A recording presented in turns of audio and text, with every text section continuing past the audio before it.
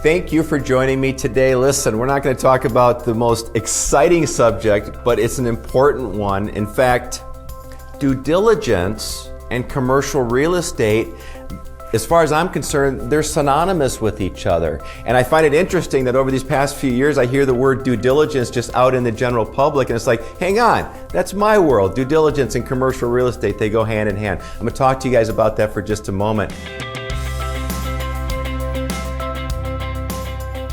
My name is Mark Hulsey.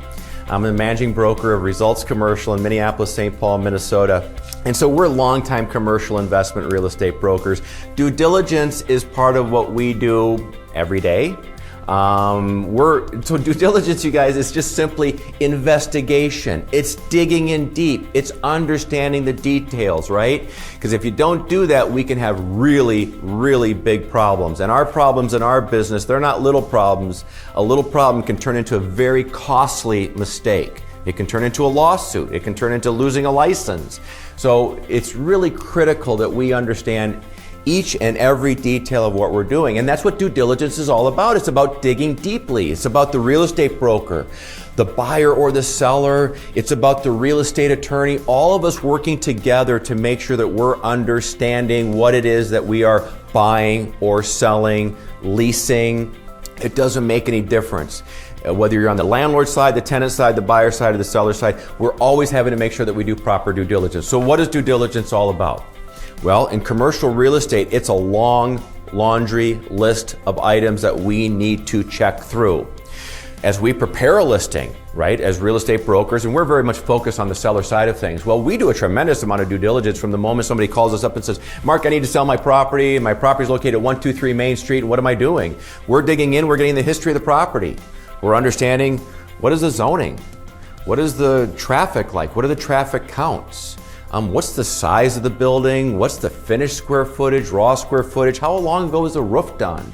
Are there tenants in place? Are there leases? Are there financials? Okay, so each of these kind of are big categories, because within the financial category, there's a whole litany of items there that we need to check through.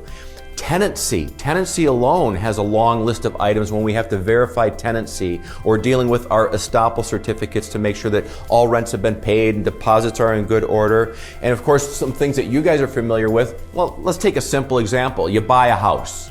When somebody buys a house, what's the most common type of due diligence? Well, inspection, right? You got to have your property inspected. And maybe it's just your typical property inspection, but maybe it's you're bringing over a roofer, maybe you're doing your radon testing, maybe you're doing your mold and mildew testing. Actually, all of that applies to commercial real estate as well, plus many more items, because of course we're dealing with zoning.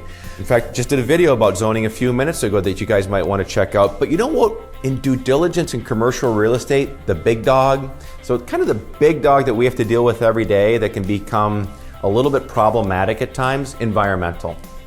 Environmental, maybe you've heard of a phase 1 or a phase 2. So these are two critical pieces that every lender looks at very closely to make sure that they're never giving a loan on a piece of real estate that could have environmental issues. This is kind of as big as it gets, all right? This is a big deal. If there was ever an auto repair, a dry cleaners, ATV repair, it really doesn't make any difference when it gets into anything automotive or mechanical, manufacturing, any types of hazardous wastes. Suddenly this triggers all kinds of things with environmental. In fact, maybe it's a piece of property that has only been an office building, but right across the street's a gas station. Or maybe back in the 1950s or the 1960s, in the basement was a dry cleaning business. I mean, I'm talking about back in the 1950s or 60s, there was a business in there that impacts the sale or the leasing of this property today. So in terms of thinking, that was too long ago, it doesn't matter, yes, it does matter. A phase 1, you guys, is just kind of a really quick, simple look. I shouldn't say simple, that's not fair. It's not intrusive, because phase 2 is when we get into intrusive testing. A phase 1 is a detailed paper study, so to speak, kind of getting historic within the property, understanding what potential issues could be there. If the environmental scientists come up with the idea that there could be a problem, they're going to order up a phase 2. And a phase 2 is when we get into vapor testing, intrusive testing, and it gets very, very detailed to understand what is the scope of potential contamination, if there is any at all. So I won't go any deeper into that. In fact, maybe I'll have a guest on one day and we'll really kind of dive in deep with the environmental stuff. But due diligence is something that never, ever, ever underestimate how important it is when you're putting your deal together. People get so excited about what they're buying or what they're selling, and they just want to get it done quickly. And the old cliche, haste makes waste. Well, that's why due diligence steps in. A due diligence on a commercial deal, how long does it take? 30 days, 60 days, 90 days? Those are all typical time periods depending upon the complexity of the transaction.